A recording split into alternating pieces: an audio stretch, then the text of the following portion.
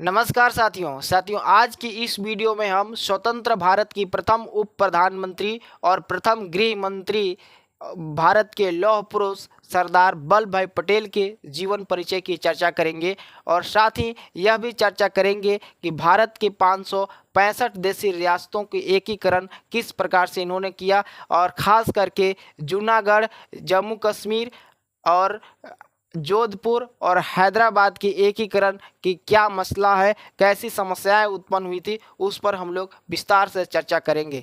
तो चलिए हम लोग इसी के साथ उनके जीवन परिचय की ओर चलते हैं, जीवन गाथा की ओर चलते हैं। देख सकते हैं कि हमारे सरदार वल्लभ भाई पटेल का है और उनके एक मोटिवेशन लाइनों के साथ, उनके एक महत्वपूर्ण लाइनों के साथ इस वीडियो को शुरुआत करेंगे।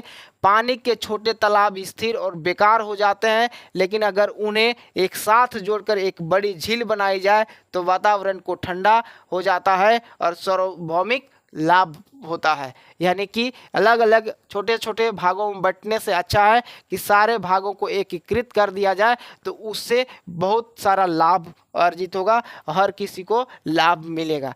चलिए इसी के साथ जो हम लोग शुरुआत करते हैं। वह कौन थे? उनका जो नाम था Vallabh bhai Jawahar bhai Patel was born on October 31। उनका जन्म जो है 31 अक्टूबर 1875 को जो है नाइडिया बम्बे प्रेसिडेंसी में हुआ था, जो अब गुजरात का भाग है। प्रारंभ में वो एक बैरिस्टर थे, एक वकील थे। बाद में जो है वो एक नेता बन जाते हैं और भारतीय राष्ट्रीय कांग्रेस के एक बहुत बड़ा स्तंभीय नेता बनते हैं, एक बहुत जो है प्रतिष्ठित नेता बन जाते हैं। उन्होंने अंग्रेजों के खिलाफ अहिंसक सविनय अवज्ञा आंदोलन में गुजरात के बारदोली सत्याग्रह का नेतृत्व करते हैं और जो है वहाँ उन्हें सरदार का उपाधि मिलता है और सरदार पटेल महात्मा गांधी का अनुयायी थे। साथ ही उनके असाधारण व्यक्तित्व और कूटनीतिक कौशल था, जैसे कि वे सबसे अड़ियल लोगों को मनाने के लिए भी जाने जाते थे। जो अड़ियल है उन्हें मनाकर अपने में ले लाते थे। वो एक दूरदर्शी नेता थे और वे भारतीय राष्ट्रीय कांग्रेस के 49वें अध्यक्ष के रूप में भी चुने गए थे और ये स्वतंत्र भारत के प्रथम उप प्रधानमंत्री और प्रथम गृह मंत्री जो है होम मिनिस्टर थे। उनके जो है पूरे देश में प्रशंसा, सम्मान और समर्थन किया गया। वह महात्मा गांधी के बाद दूसरे स्थान पर थे, कभी कभी वे महात्मा गांधी से भी आगे निकल जाते थे। तो सरदार पटेल का व्यक्तित्व बहुत ही बड़ी थी। प्रथम गृह मंत्री के रूप में उन्होंने रियासतों को भारत में एकीकृत करने में महत्वपूर्ण भूमिका निभाई। जो 565 देशी रियासतें थी, जो स्वतंत्रता के बाद सबों को अलग होने का विकल्प था, तो उन सभी को जो एकीकरण करने में इन्होंने बहुत जो है महत्वपूर्ण भूमिका निभाई और जो है सबों को किसी प्रकार जो है एक साथ जोड़कर जो है भारत को एक डोमिनियन स्टेट बनाया। वे खास सभी लोगों पर, जो भारत विभाजन हो रहा था तो उस समय हर किसी पर जो है अच्छे से ध्यान रखा और जहाँ पे शिविर थे उस शिविर में जाकर लोगों के साथ मिलकर बातें किए। पटेल को कांग्रेसियों और राजनेताओं और भारत के सिविल सेवकों की वफादारी और विश्वास प्राप्त था। सिविल सेवक जो थे उनसे जो है विश्वास करते थे। BR अम्बेडकर को लाने का जिम्मा उन्हीं को था, सरदार पटेल को, जो संविधान का जो है मसौदा तैयार करने के लिए अंबेडकर जो है ड्राफ्टिंग कमेटी का अध्यक्ष चुने गए थे। उन्होंने प्रशासनिक स्थापना में भी महत्वपूर्ण भूमिका निभाई और जो है पुलिस सेवा के लिए सरदार पटेल के नाम से जाना जाता था, जहां सरदार का मतलब होता है नेता। सरदार का मतलब क्या होता है? नेता। उन्हें आयरन मैन, लौह पुरुष जिसे कहते हैं, भारत का बिस्मार्क और भारत के सिविल सेवकों के संरक्षक संत के रूप में भी जाना जाता है। ये बहुत महत्वपूर्ण बात है। उनको मरणोपरांत 1991 में भारत के सर्वोच्च सम्मान भारत रत्न से भी उन्हें सम्मानित किया जाता है और उनके सम्मान में 31 अक्टूबर को प्रत्येक वर्ष जो है एकता दिवस के रूप में जो है राष्ट्रीय एकता दिवस मनाया जाता है। साथियों, अगले स्लाइड में सरदार पटेल का जो निर्णय है उस निर्णय पर कुछ चलते हैं। उनका जो है पटेल वर्तमान आधुनिक भारत के संस्थापक में से एक माने जाते हैं। स्वतंत्र भारत के प्रथम गृह मंत्री और उप प्रधानमंत्री के रूप में उन्होंने कई महत्वपूर्ण रणनीतिक निर्णय जिन्हें भारत के भविष्य और फिर वर्तमान की प्रभावित किया और भारत को बदल दिया। उनकी कई निर्णयों से यह निम्नलिखित जो है सर्वोपरि रहेगा। भारत एक डोमिनियन में रियासतों का एकीकरण, ये सबसे बड़ी काम थी, जो डोमिनियन स्टेट बनाना था, एकीकरण करने का काम था। जम्मू कश्मीर, हैदराबाद, जूनागढ़ और जोधपुर का विलय बहुत बड़ा समस्या था। उन्हें एकजुट भारत में कार्य का नेतृत्व किया।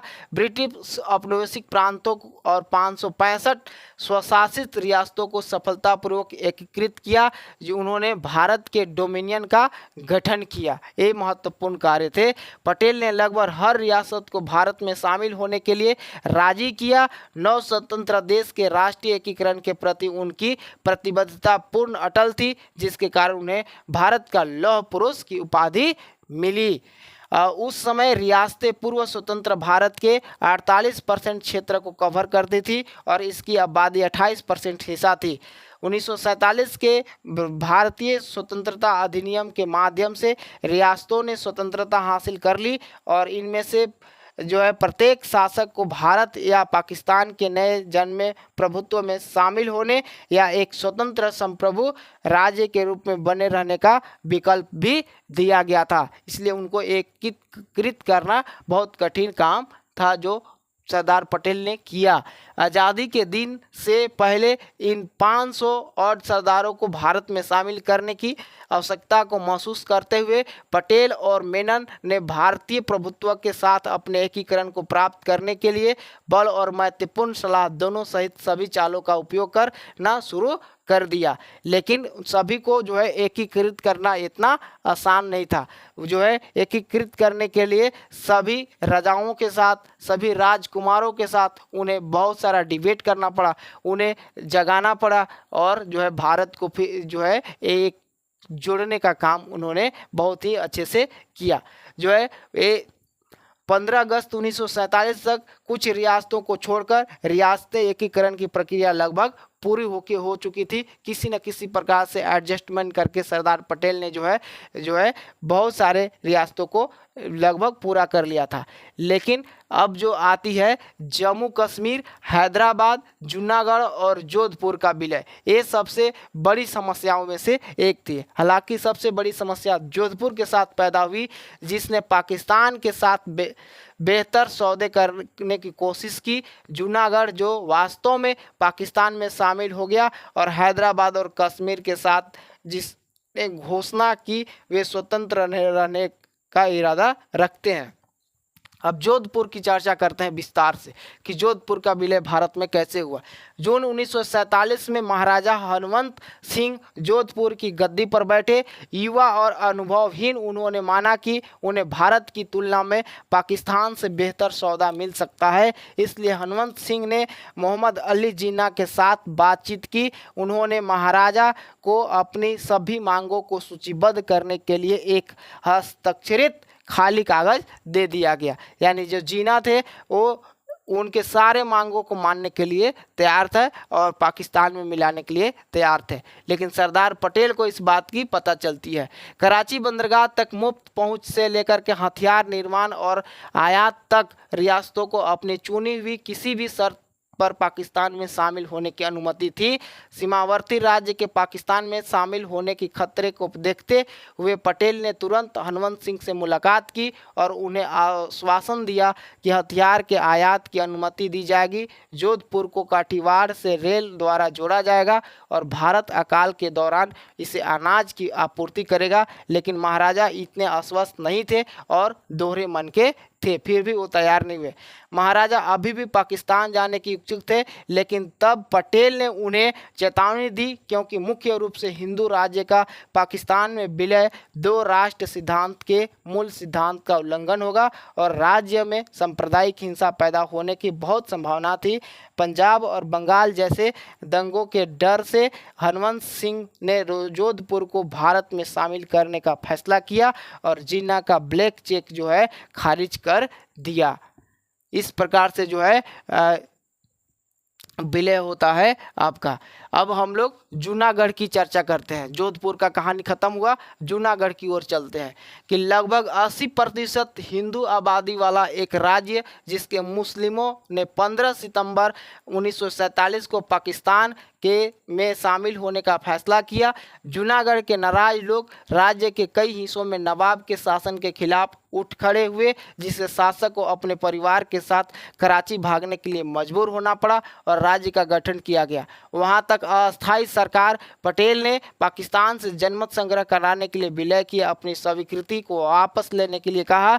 जब इससे इनकार कर दिया गया तो उन्होंने 1 नवंबर 1947 को रियासत पर कब्जा करने के लिए भारतीय सेना भेज दी। इसके बाद उसी वर्ष दिसंबर में जनमत संग्रह हुआ, जिसके दौरान जूनागढ़ के 99% लोग जो है भारत में आना चाहे।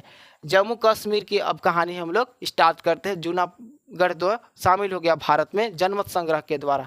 अब जो है जम्मू कश्मीर में क्या होता है कि जम्मू कश्मीर जो है मुस्लिम आबादी थे और वहाँ का शासक हिंदू राजा था, जो है वे भारत में न शामिल होना चाहे ना ही पाकिस्तान में, वो एक स्वतंत्र रहने के लिए निर्णय लिए। 12 अगस्त 1947 को जम्मू कश्मीर ने पाकिस्तान और दोनों से साथ एक अस्थायी समझौते की मांग की। रणनीतिक, भौगोलिक और आर्थिक रूप से जम्मू कश्मीर बहुत प्रभावशाली था नवगठित राष्ट्रों के लिए। गंभीर स्थिति को लेकर पाकिस्तान की मंशा जानकर भारतीय सेनाओं ने खूब बहस की और कुछ गड़बड़ होने पर रणनीति बनाई। पटेल को कश्मीर में कोई खास दिलचस्पी नहीं थी। उनकी सोच इस बात पर थी कि अगर पाकिस्तान कश्मीर पर कब्जा कर ले तो ठीक है। वह जम्मू कश्मीर के शासक हरि सिंह और अपने भोलेपन और स्वभाव से थक चुके थे, लेकिन अंदर ही अंदर वह चाहते थे कि जम्मू कश्मीर भारत का हिस्सा बने। पाकिस्तान ने कश्मीर पर आक्रमण 22 अक्टूबर 1947 को शुरू किया, जब पाकिस्तानी लश्कर सेना ने कश्मीर में प्रवेश किया। पटेल कश्मीर में तुरंत सेना भेजना चाहते थे, लेकिन नेहरू और माउंटबेटन की सलाह के अनुसार उन्होंने इंतजार किया। महाराजा हरि सिंह ने सोचा कि उनकी अपनी सेना पाकिस्तानी आक्रमणकारी सेनाओं को रोक सकती है, लेकिन असफल रहे। तब हताश महाराज हरि सिंह ने भारत सरकार से सैन्य सहायता मांगी, लेकिन पटेल ने यह कहते हुए इनकार कर दिया कि वे तब तक हस्तक्षेप नहीं करेंगे जब तक कि जम्मू कश्मीर का भारत में विलय नहीं हो जाता। और हारे हुए हरि सिंह ने विलय पत्र पर हस्ताक्षर कर दिया और जम्मू कश्मीर आधिकारिक तौर पर भारत का संघ क्षेत्र बन गया, यानी कि जम्मू कश्मीर भारत का अंग बन चुका है। अब जम्मू कश्मीर के विलय के बाद इसमें निपटने के लिए एक रक्षा समिति बैठी। पाकिस्तानी आक्रमण और छोटी छोटी बातों और मुद्दों पर खूब बहस हुई, जिस पर पटेल नाराज हो गए और बोले तुम्हें कश्मीर चाहिए या नहीं, जिस पर सभी ने हाँ उत्तर दिया। पटेल ने तत्कालीन रक्षा मंत्री बलदेव सिंह के साथ तुरंत भारतीय सेना को कश्मीर में तैनात करने का आदेश दिया। अपने त्वरित निर्णय लेने और भारतीय सेना के वीरतापूर्ण प्रयास के माध्यम से उन्होंने आक्रमण को काफ़ी हद तक पीछे हटा दिया और कश्मीर क्षेत्र से अधिकांश हिस्से पर फिर से नियंत्रण हासिल कर लिया, पाकिस्तान को पीछे खदेड़ दिए। अब जो है हैदराबाद की कहानी चलते हैं कि हैदराबाद भारत में कैसे मिलता है। हैदराबाद का शासक एक निजाम था और उसने भारत की सभी रियासतों में सबसे बड़ी और सबसे अमीर रियासतों पर शासन किया था। आज़ादी के बाद वह भारत में शामिल हो गए। वह न तो पाकिस्तान में शामिल हुए, लेकिन मुस्लिम होने के समर्थक थे। उसे अपने धन और सेना पर घमंड था। पटेल और अन्य मध्यस्थों के अनुरोध और धमकियां दोनों ही चालाक निजाम के मन को बदलने में विफल रही। जिन्होंने पाकिस्तान को 20 करोड़ की वित्तीय सहायता भी दी प्रदान की। इस कदम से पटेल वास्तव में क्रोधित हो गए। हालात तब खराब हो गए जब राजकरो नामक उनकी सेना ने हैदराबाद के हिंदू निवासियों पर हिंसा फैला दी। पटेल ने फिर से कार्रवाई की और 17 सितंबर 1948 को हैदराबाद पर कब्जा करने के लिए एक संपूर्ण सैन्य अभियान का आदेश दिया, जिसे ऑपरेशन पोलो के नाम से जाना जाता है। ऑपरेशन 4 दिन तक चला, जिससे निजाम की सेना हार गई और अंततः निजाम को आत्मसमर्पण करने के लिए मजबूर होना पड़ा और उनका राज्य भारतीय संघ में शामिल हो गया। यानी कि ऑपरेशन पोलो के जरिए भारत का अंग जो है हैदराबाद बनता है और हैदराबाद जो है भारत संघ में शामिल हो जाता है। अब जो है उनकी निष्कर्ष की बात करें तो वो जो है बहुत ही निर्णय लेने के मामले में आगे थे कि कब निर्णय, कैसा निर्णय कब लेना है, उन पर जो है बहुत अच्छे से उनको पता था। महात्मा गांधी भी कहते थे कि देशी रियासतों को एकीकरण अगर कोई कर सकता है तो वो सरदार पटेल कर सकते हैं। वे एक बैरिस्टर होने के नाते उनको अच्छे से पता था कि कब कौन सा जुगाड़ हमारा काम करेगा, जो है किस समय पर जो है हमको त्वरित कार्रवाई करना है, किस समय पर हमको बात करना है और कैसे लोगों से जो है कन्विनेंस करना है, ये सब उनको बहुत अच्छे से पता था।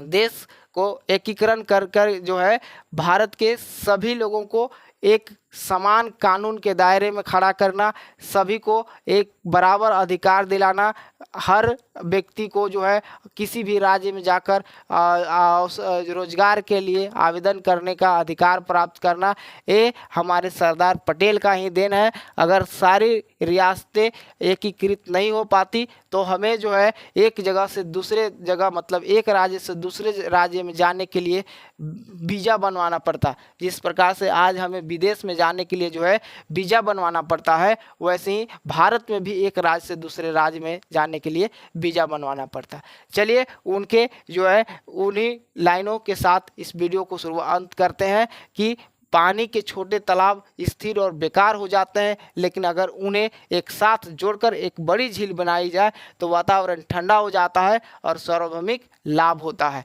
तो साथियों, सरदार पटेल का भारत के एकीकरण में कैसी भूमिका रही, इस पर आप जो है अपना विचार कमेंट में कमेंट करेंगे। और सरदार पटेल का जीवन आपको कैसे लगा, आपको प्रेरित कितना किया, वह जो है आप लाइक करके जो है आप हमें अपना बता सकते हैं।